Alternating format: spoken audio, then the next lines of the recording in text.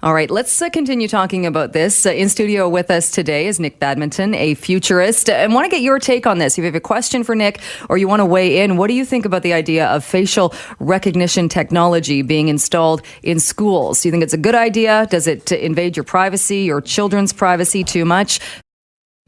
Continuing now with Nikolas Badminton. He's in studio with us, a futurist. We're talking about facial recognition technology, a school in New York bringing it in, saying that it will make the place safer. Let's go to the phone lines. Antonio has been waiting patiently on the line. Good afternoon. Hey, how you guys doing? Good. How are you? Good, thanks.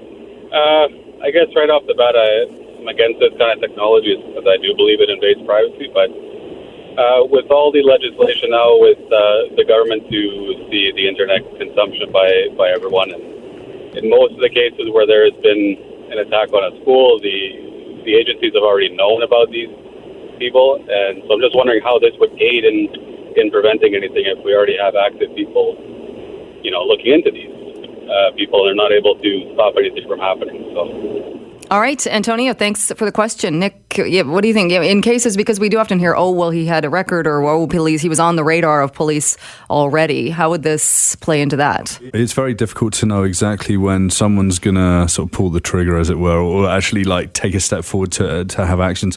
I mean, what you have to have is you have to have that dragnet of data, and you have to, know on social media and whatever, and then you put a marker against them. They walk into the school. This surveillance technology could be lined up with that somehow through the cloud or data analytics. And yes, that could be actually quite useful. But you can't walk around pointing the finger and just say, you got really angry on social media. Right. You're going to be an absolute risk today. And that's the biggest problem with all of this, right?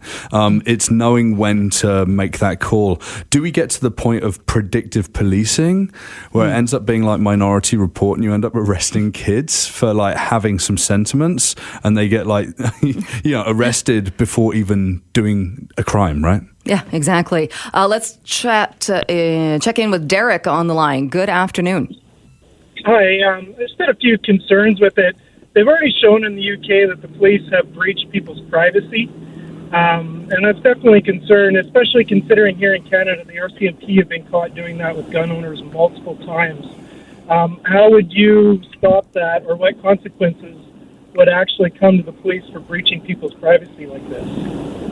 All right, Derek, thanks for the call. And I think privacy is one of the big issues for people. Yeah, I mean, we had the Snowden situation and all of that listening that the NSA was doing. CSIS in Canada is equally as guilty as is GCHQ in the UK. Surveillance hasn't actually reduced a lot since that. In fact, it's been dialed up.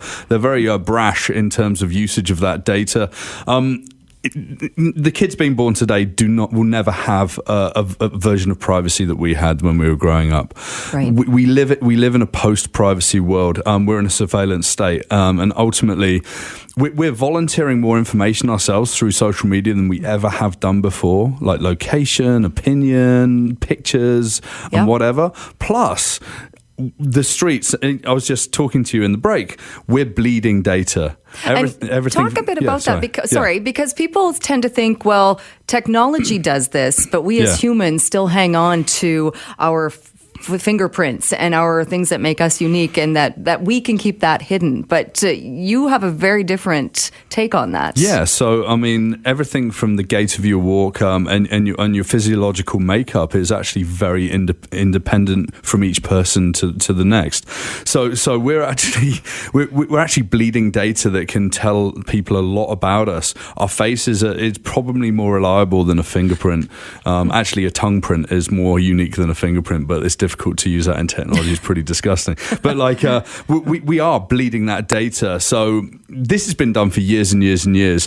Things like Snowden's whistleblowing or whatever has just pushed it to the floor. Very much like these conversations.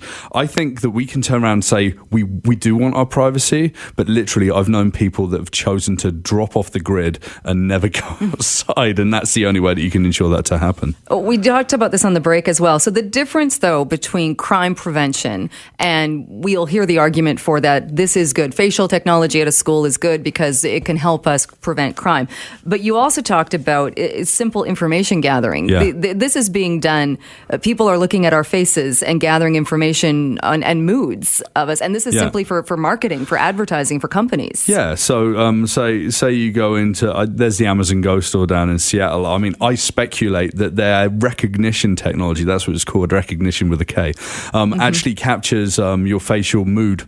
Now, if you go through the patent, it doesn't say that's precisely, but I would absolutely do that as a retailer. And if you can match your mood of a cupcake or a certain brand against your online profile, suddenly your dragnet gets even bigger and you can profile someone even more completely. And do people know they're being profiled?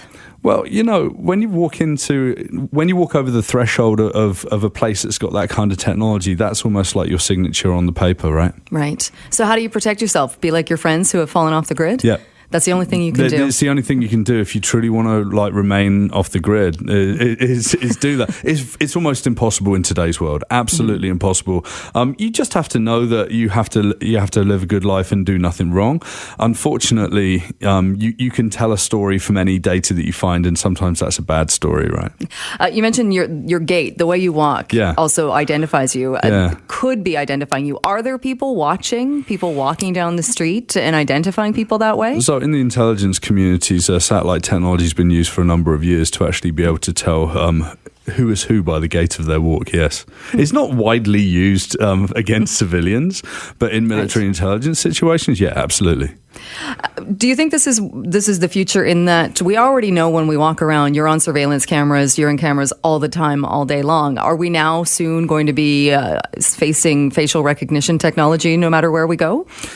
It's becoming more and more prevalent. I was just down in Silicon Valley last month, and one of the places, it was an AI company. And they had 16 cameras that took three-dimensional images of my face to basically create facial recognition. And I no longer needed a card. It was my face that automatically opened the doors that I was allowed to get into.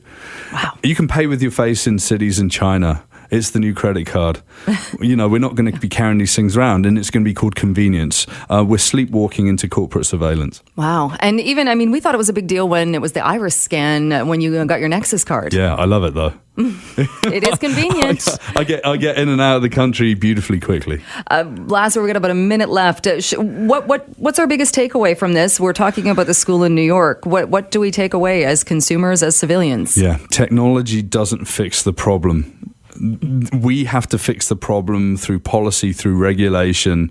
If we want to protect children, we have to do that at a much more base foundational level, and that's around registration of guns. It's around actually making it illegal to carry handguns, automatic weapons, and whatever. And this is a big problem in the States. All right. Thank you so much. That is Nick Badminton. He joined us in studio. He is a futurist.